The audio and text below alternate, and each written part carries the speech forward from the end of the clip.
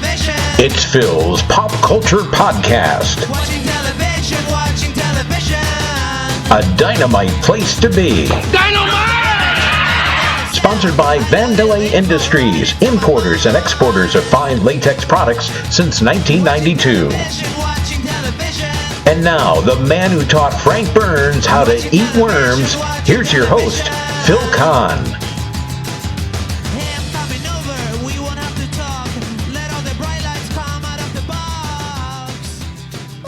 And thank you, John Meany, wherever you are. I am indeed Phil Kahn, and I welcome you to this Grand Slam edition of Phil's Pop Culture Podcast. My guest today, Dwier Brown, appeared in one of the most iconic scenes in one of my all-time favorite movies, Field of Dreams. This year, the movie turns 30, and in honor of the milestone, I had the good fortune to talk to Dwier, who of course played John Kinsella, father to Kevin Costner's Ray in the movie. We had a chance to talk about fathers, sons, baseball, and of course the award-winning, unforgettable movie in which he starred.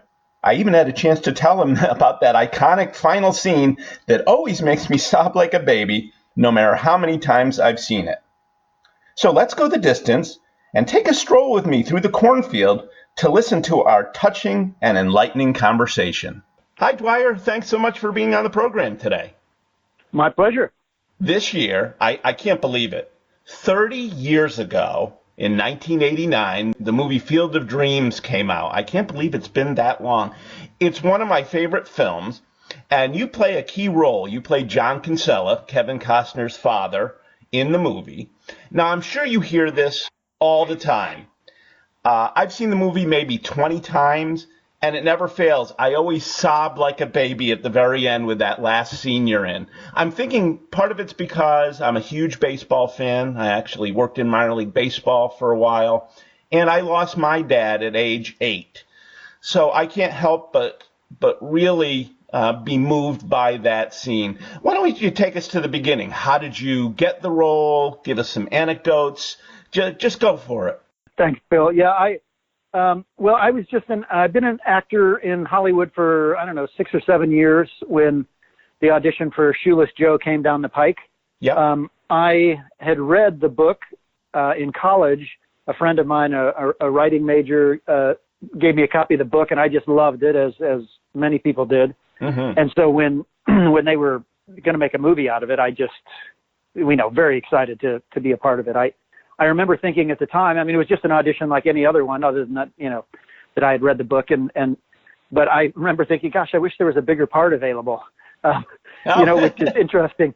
In retrospect, I think the main reason for that was that in the book, Shoeless Joe, from which the movie is based, is the father is I don't know if it's a smaller role, but he appears early in the book, and so there isn't the kind of dramatic impact that the role has in the movie. So I think I was basing that on this. I just thought it was this last little loose end of the script that they were going to tie up. But I never auditioned for any part I didn't really want to get. So I just went for it, and they took quite a while to make their decision. But I was just very excited when I got the news that I was going to play John Kinsella. So it was very exciting waiting for it. I guess I decided I grew up on a farm in Ohio.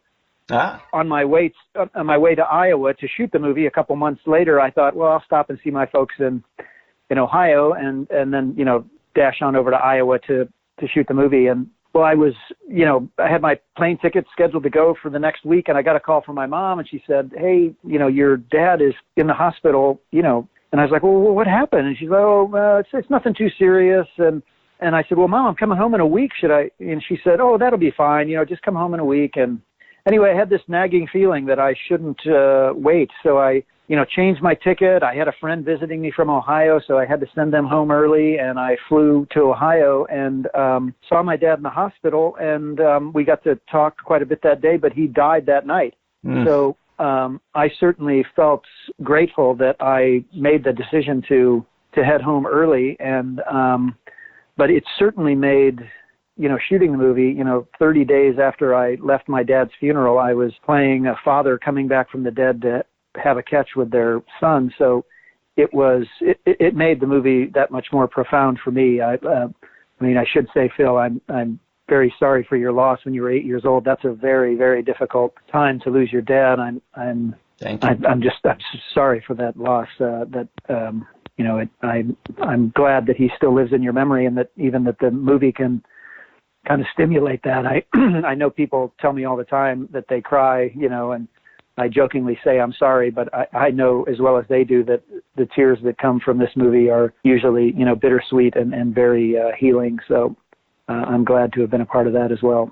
Absolutely. Very cathartic. And I knew your father had passed away right before the movie started shooting. And the interesting thing, I know that when you go around for appearances now, or when you play in games, you actually bring your father's old glove, and you actually wanted to use it in the movie, but because you played a catcher and it wasn't a catcher's mitt, you couldn't use it. Why don't you tell the listeners a little bit more about that glove and your relationship with your dad? Well, my dad was a World War II vet and a Depression survivor, and he had a pretty tough life, as much of that generation did. And he was, as many of that era were, pretty close. Played things pretty close to the vest. Was not very emotional, and I don't remember my dad ever saying he loved me. I understood that he did, and he was a wonderful man, but he was not, that was just not something one did back then. And, having kind of suffered through what they suffered through, he was just, a pretty stoic fellow. That's common. Yeah, exactly. That mitt that he taught my brother and I to play catch with when we were children was given to him by his father. It was from the 30s. Johnny Moore is the big baseball player whose name is embossed on the mitt, and it's an old 5-fingered glove, and my brother and I, once he kind of taught us to play catch, we only had that one mitt, so we saved our allowances and sold Kool-Aid at the stand to raise enough money to buy our own mitts, and then we kind of took it from there. But when he was teaching us, I don't know, I guess when I was back, and his untimely death happened as I was on my way to Iowa, I kind of focused on this mitt that, I found laying around the farm there. And I thought, oh, how nice if I could take that, to the field and have this kind of silent homage. My father was nothing if not had a lot of secrets. Not secrets in a kind of negative way, but I think that era of men didn't say a lot about what the troubles they had gone through, because they didn't want to upset people. They didn't want you to take it on and I didn't find out until just a few years before my father died that his dad had sort of abandoned them. My father, to think of never mentioning that, to me, and that I only pried it out of him by coaxing him on a long road trip that we went on. I just started asking about all these mysteries from his childhood that,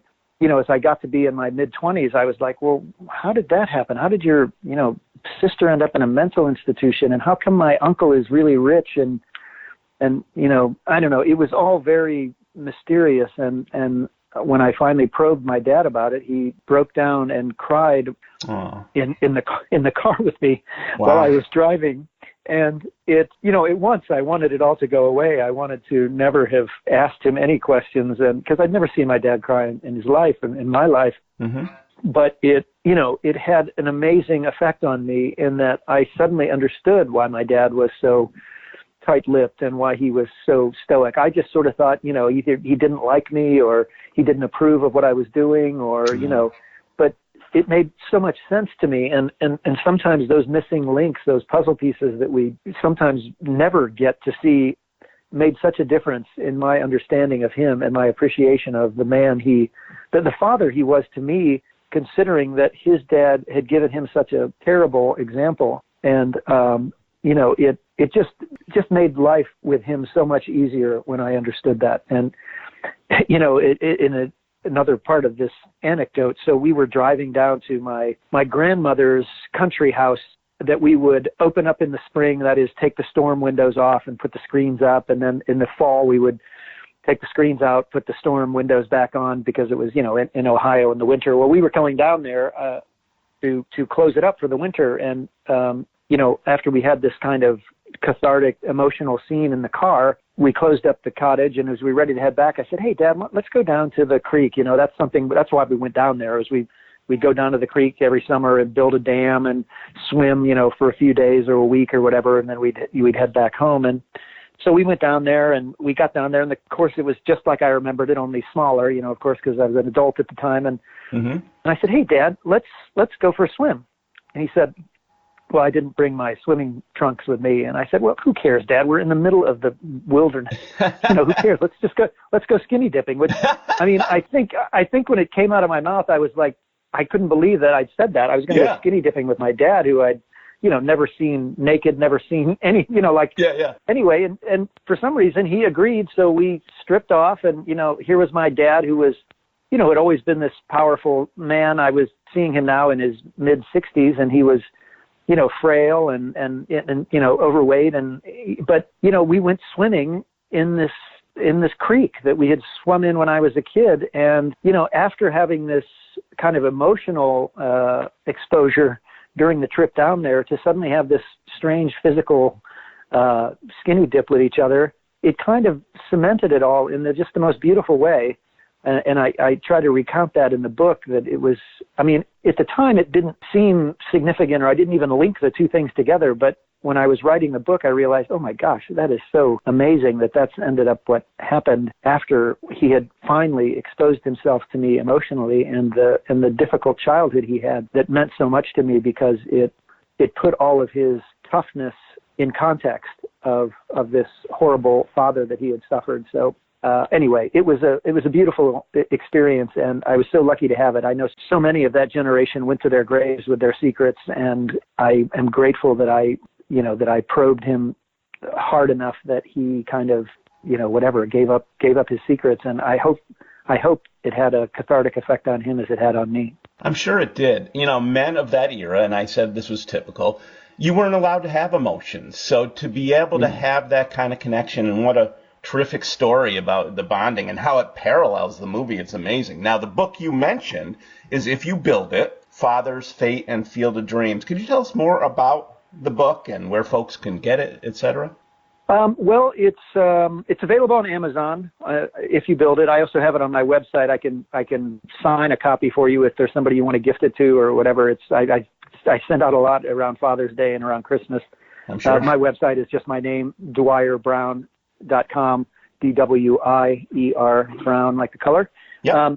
But I started the book. I mean, I have to say, for the 25 years after the movie was released, I was a little bit embarrassed if people made a fuss over me, just because it's such a small part. It was 6 minutes on the screen time, and I always felt that James Earl and Kevin and Ray Liotta and Tim Busfield and Amy Madigan did such a fantastic job of opening everybody's heart, and that all I had to do was take off my catcher's mask and kind of walk right in. And I was aware that I did a good job with my part, but I was just a little embarrassed. And it was, the movie itself was such fun for me, because my recent father's death, it meant a lot to me, because I grew up on a farm in Ohio, and we shot it on a farm in Iowa, and it was just a very fun cast and a great time. I loved that movie, and by then I'd had people coming up to me in airports and grocery stores and crying on my shoulder and telling me about their dads. And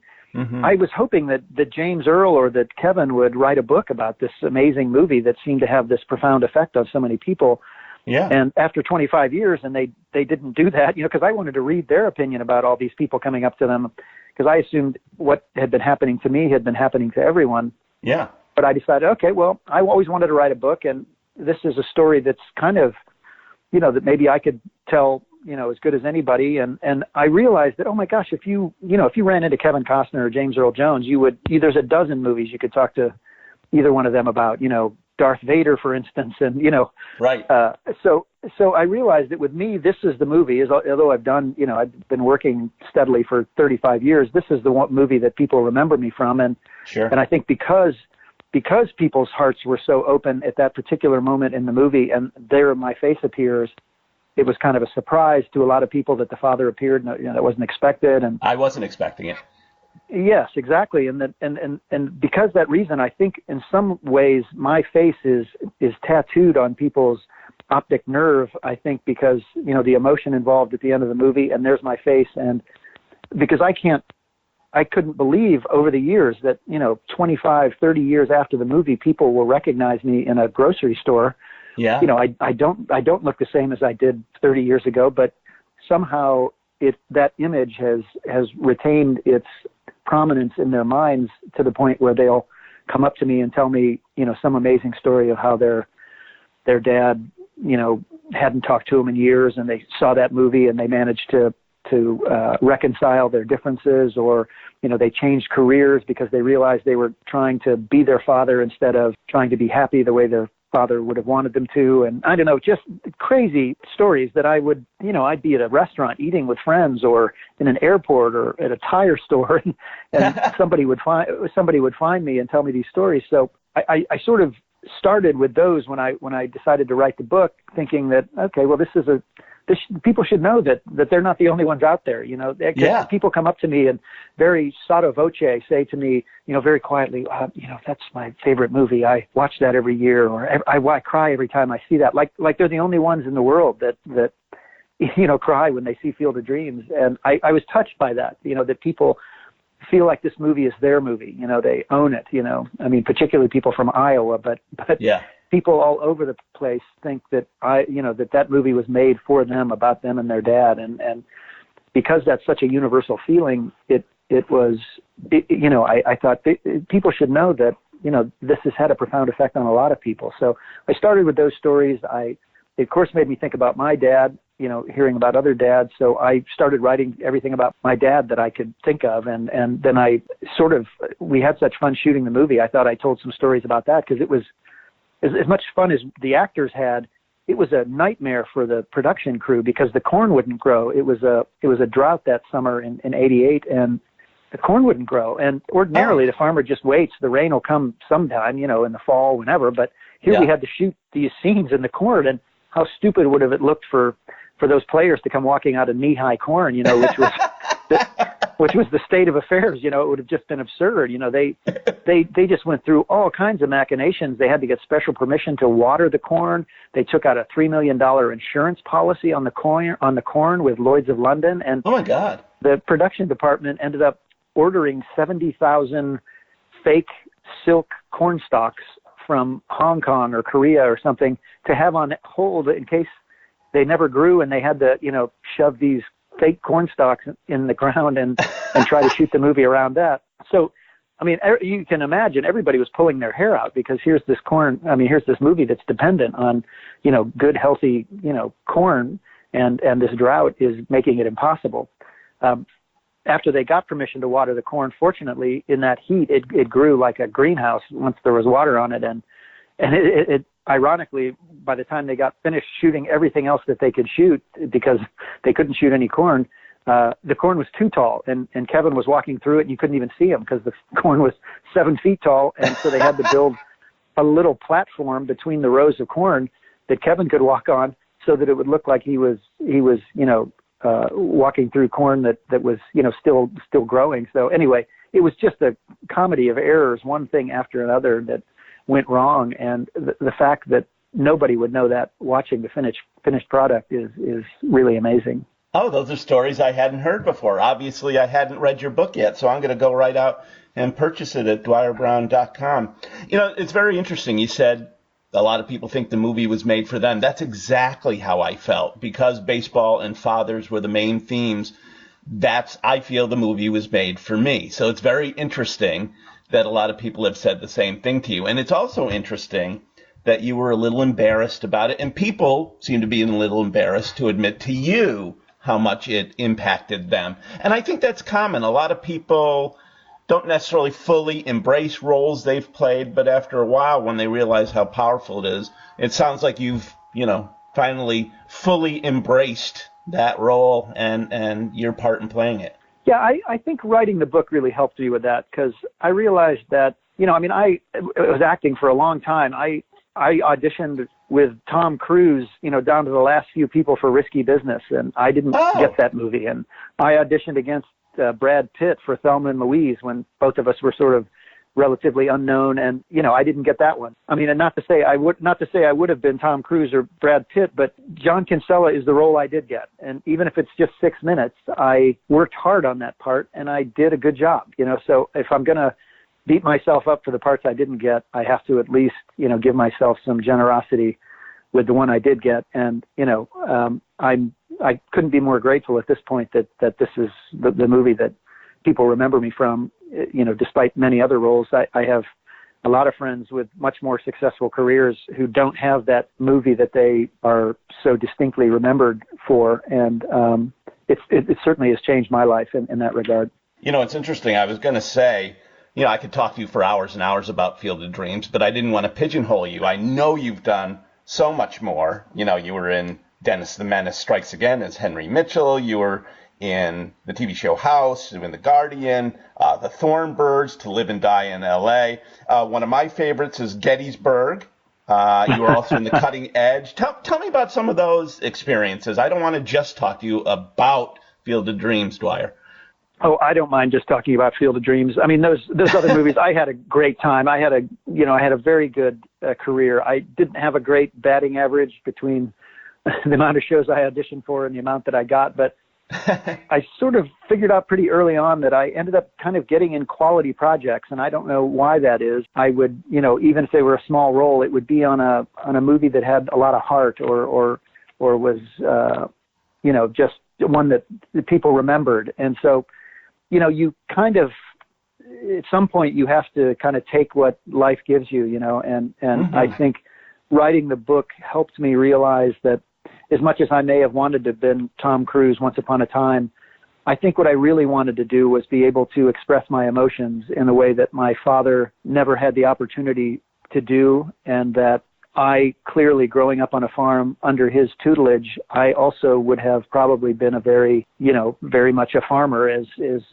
many of the people around me were, and, just not express myself very well. And so I think my whole pursuit, only in retrospect, I didn't think this while I was doing it, but it was all about me learning how to have those emotions, feel them, express them, turn them into art, and I'm very grateful to have done that because it just enhances my life every day. I see things, I'm moved, by the tiniest things because I'm aware of them and because I've trained myself that there's beauty everywhere, and there's things that we should all be mystified by still, and that we should give us chills when we see them, and they're a part of our everyday lives. So I'm very grateful that was the end result of my quote unquote failed acting career.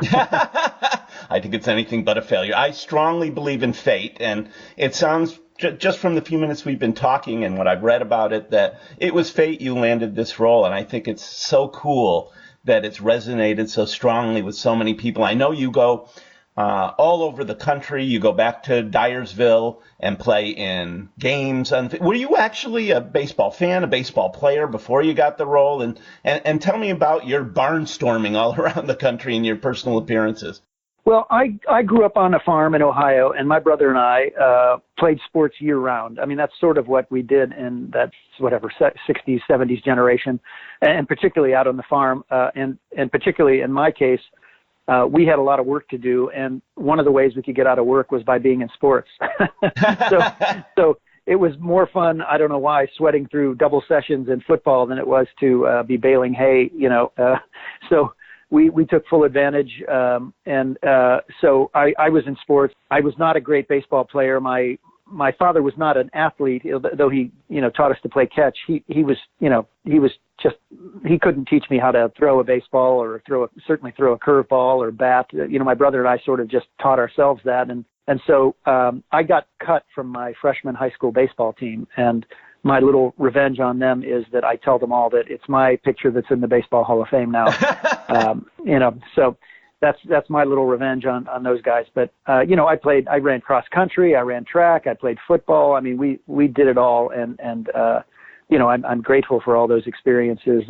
It was wonderful growing up on a farm. And the other thing we got to do to get us out of work is we would be in plays. So we would occasionally do them at church or or, in summer, my brother started a little theater in our tiny little town of 300, Sharon Center, Ohio, and we would do plays in the town hall. And so it was kind of a bug, I guess, that bit me early, and I just kind of stuck with me. And I continued, to pursue it through college. And even though everybody back in Ohio on the farm would say, well, what are you going to do to make a living? Like, that's not, it was completely unheard of at the time. And looking back on it, I'm really grateful that I went for it. I told myself then, with the naivete that I had, that I just didn't want to look back when I was 50 or 60 and wish that I'd given it a try.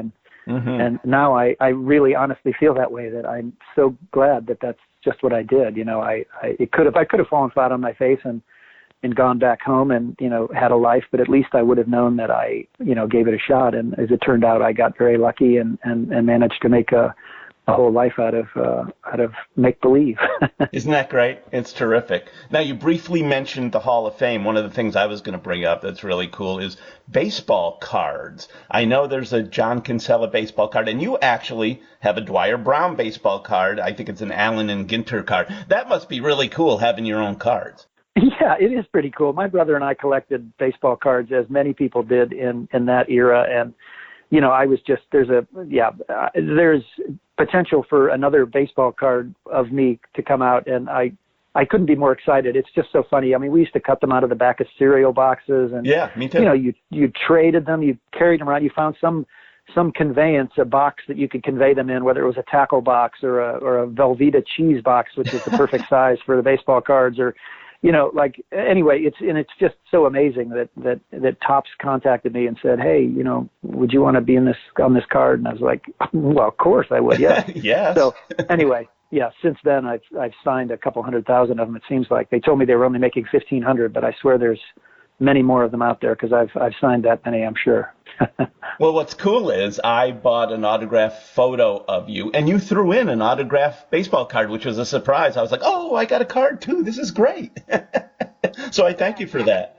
You're welcome. I created my own little baseball card, sort of to use as a business card. I thought it was kind of funny, and yeah, so when people order from me on my website, I try to throw in a little extra. I mean, I don't know if you're probably younger than I am, Phil, but when I was a kid, there was nothing more exciting than getting stuff in the mail. I remember my brother getting this book called 3001 Things You Can Get for Free in the Mail. And it just had addresses, and we would just send away for everything. If you had to throw in a box top or, a nickel or a dime, just the stupidest things, we would get these, and you would just wait. And, with the mail, you didn't know when it was coming. There wasn't tracking or anything. You just sit, and then someday something would come in the mail. So as a result, the mail has always been magic to me. So I try to, put myself in that position when I send stuff, that people order on my website. I try to make, a little magic in the packaging or something. So anyway, I'm glad that you enjoyed the baseball card.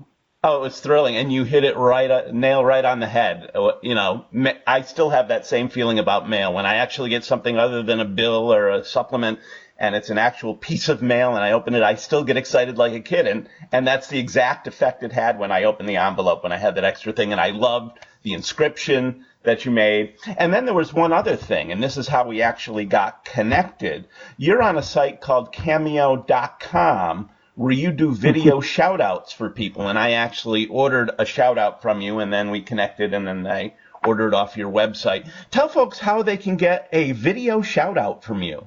Well, Cameo approached me about doing this, and it's just, you can just, you type in the little message or history or whatever you want, who you're sending it to and why, and the number to text it to. I actually do it on my website now, too, because, it was just sometimes easier to take out the middleman.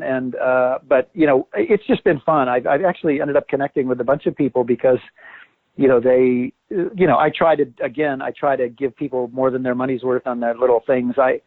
I'm not so famous that I'm bored or irritated by fans. I have this wonderful degree of fame. My nephew calls it famous on the weekends, where I can be completely anonymous in a crowd. And then as soon as I put my poster up that says Dwier Brown, people, just start panting or crying or whatever appropriate. I was once I have a banner where I do my appearances on the road at minor league stadiums, and it's a pull-up banner that's just a life-size shot of me from the movie standing there, like when Kevin first sees me, when he says, "Oh my God, it's my father." Yeah. So it's just, it's a nice poster. I just pull it up, and as I was pulling it up, some lady goes, "Oh my God, is he going to be here?" Not realizing it was you. Yes, that is me. Yes, I'm going to be here. In fact, I'm here right now. Anyway, so as a result, I don't get, sick of people, whatever, telling me how much they love the movie just because it doesn't happen to me that often that I, can't have a dinner in peace or something the way it might if I was, James Earl or Kevin. So I try to be as generous as I can be and a good sport about it all because it is such a nice movie to be associated with.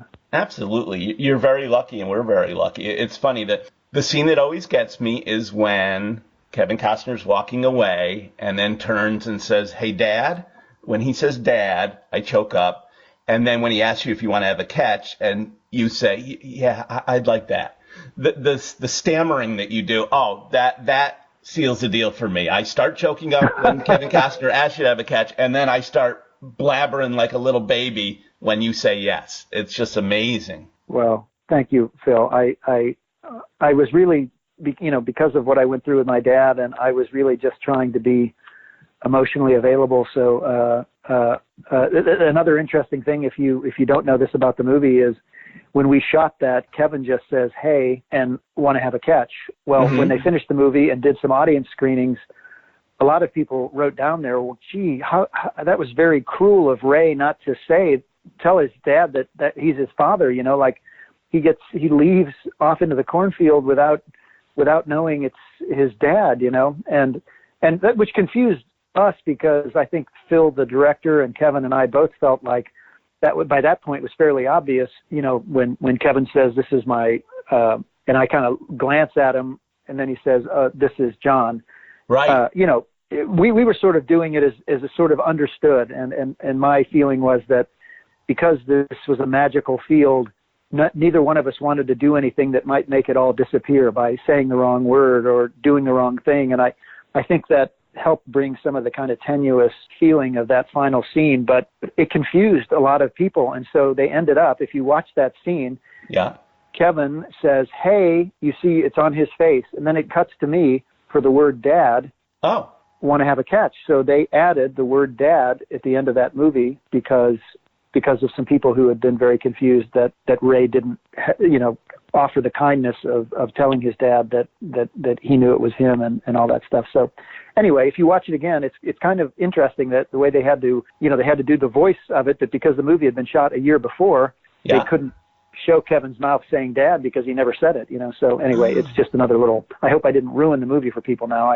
No, I think I'm going to go back and watch it for the 21st time now so I can catch that. I love little tidbits like that, little Easter eggs they call them. That's great. Yeah, I try to put a lot of those in the book too, because it really was a fun shoot, and everybody, most of these guys were from the coasts, LA or New York or Chicago, and they were just bored silly out in the middle of nowhere in Iowa. And so this great cast and the really fun crew, the art department started a bowling league when we were in Dyersville. They called Shoeless Joe Bowling Team. We all had shirts.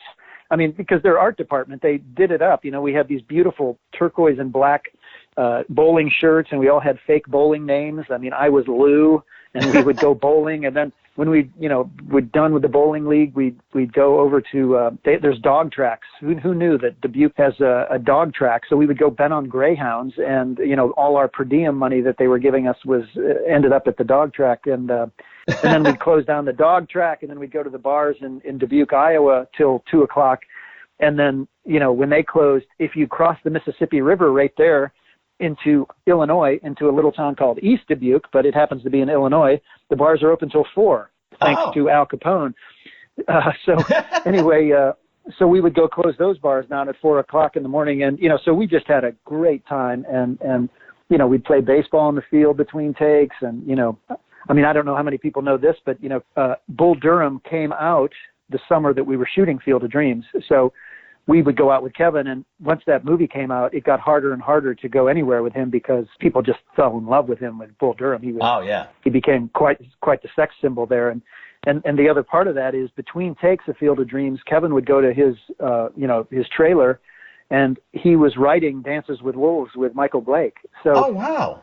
He was writing the movie that he won an Oscar for directing, and had sort of just come off of this amazing box office success of Bull Durham, and then there was little Field of Dreams sandwiched in between the two, and so it was a kind of a heady time in his life, and certainly the rest of us were just along for the ride.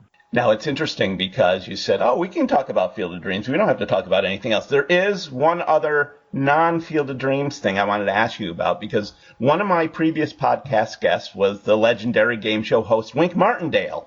So I'm reading on Wikipedia where it says you were a contestant on the final 2 episodes of Tic-Tac-Toe in 1986. Is that true? That's true. I won $28,000 in cash and prizes. Get out of here. Really? Yeah, I did. I won a car. I won a trip to Puerto Rico, a beautiful dining room set, which, I didn't even have a dining room, let alone but I had this beautiful cherry, china cabinet that, of course, I didn't have anything to put in. But anyway, but just to make sure for all the diehard Tic-Tac-Toe fans, I was in the daytime version, which was hosted by Jim Caldwell. Oh. Wink, at that point, was doing, I think, just the nighttime version. But yes, I became a trivia answer myself when I lost the very last game of Tic-Tac-Toe. Oh, that's really interesting. And I wish I'd won the last game, but this woman beat me. Worse for her, because she beat me, and then she didn't have any other shows to go on to. So anyway, but yeah, thankfully you had a bit of a career after that. yeah. Anyway, but yes, that was fun. That was just another thing that I always wanted to do. Like, who doesn't want to go on a game show? And to have actually, I think I won 5 games and $28,000. I was pretty tickled. Do you have any of that left? Do you have any of the prizes or any of the money left, or is that all gone? I think I had a lifetime supply of liquid plumber. And I fortunately have, a lifetime supply has probably been the one bottle that they gave me when I left the show. But anyway, I guess I'm that's not prone to clogs, I guess. What a great story. Now, it's interesting because I was going to say, you said, I don't mind when people approach me. So I was going to say, gee, if I see you in a restaurant, is it okay if I come up to you? Actually, I just found out you're going to be attending one of my favorite conventions, Chiller Theater Expo, in late October, and I attend most of them. So I'm actually going to get a chance to meet you in person in October, and I'm psyched. There's an actual Field of Dreams reunion. You want to tell folks a little bit about that? Yeah, it was kind of a surprise thing. For some reason, it's been hard to get that whole cast together, I guess, because, James Earl and Frank Whaley all live on the East Coast, and Kevin's out here and always busy, and Amy's out here. But anyway, there's going to be, is it 6 or 7 of us, Chuck Hoyas and Art LaFleur and Steve Easton, who played some of the other band Black Sox, along with Tim Busfield, who played Mark, of course, and Frank Whaley, who played Archie Graham, and myself. We're all going to be at the Chiller Show in Parsippany, New Jersey. Yeah. What is that, the weekend before? Yeah, before Halloween. It's October 26th through 28th, I believe, 2019. And I'm going to get a group photo with you guys. Okay. Well, it's the first time I've seen a lot. I mean, I used to run into Art and Chuck and Steve at auditions and stuff, but, always one at a time and all that stuff. So I'm quite excited about it. And for those of you who don't know, Art LaFleur also played the Babe in Sandlot. He played, he was, I can't never remember. I think he was Swede Risberg in Field of Dreams, but a really great character actor. But he's got a kind of double whammy of baseball movies between being in Sandlot and also Field of Dreams. Yeah, it's funny. You mentioned Sandlot. I found a picture of you online yesterday where it's a picture of you and Squints from that movie. Yeah. I thought that was cute. Just met him at the at the Field of Dreams this past it was just like a month ago. So that was really cool. And we both got to watch Wade Boggs sing drunken karaoke. And really, that will bond us forever. Yeah. Well, that's an interesting thing. Wade Boggs, drunken karaoke. That you can cross that off your bucket list now, right? Exactly. And it was right there at the top too. Now I can take that one off. Thank God. Well, listen, Dwier, this has been an absolute pleasure. as I said, when I first connected with you through Cameo, I thought, you know what, I'm going to ask him to be on my podcast. It's one of my favorite movies. It's the 30th anniversary. How appropriate. And I'm so grateful that you came on, and this has been a delight. I loved hearing these stories. I learned a couple of things I didn't know. So thank you so much, my friend. Oh, my pleasure, Phil. And I hope you'll enjoy the book, and you'll hear a bunch more stories. Indeed. Take care. All right. Thank you so much. I'd like to thank today's guest, Dwier Brown. Dwier, when I built this podcast, little voices told me you'd one day be on the show. And I'm so glad you went the distance and eased my pain with our wonderful chat. Hey, Dwier, would you like to have a catch? Watching television. We hope you've had a dynamite time listening to this edition of Phil's Pop Culture Podcast. Join us again next time for another stroll down memory lane. Until then, let's be careful out there. Watching television.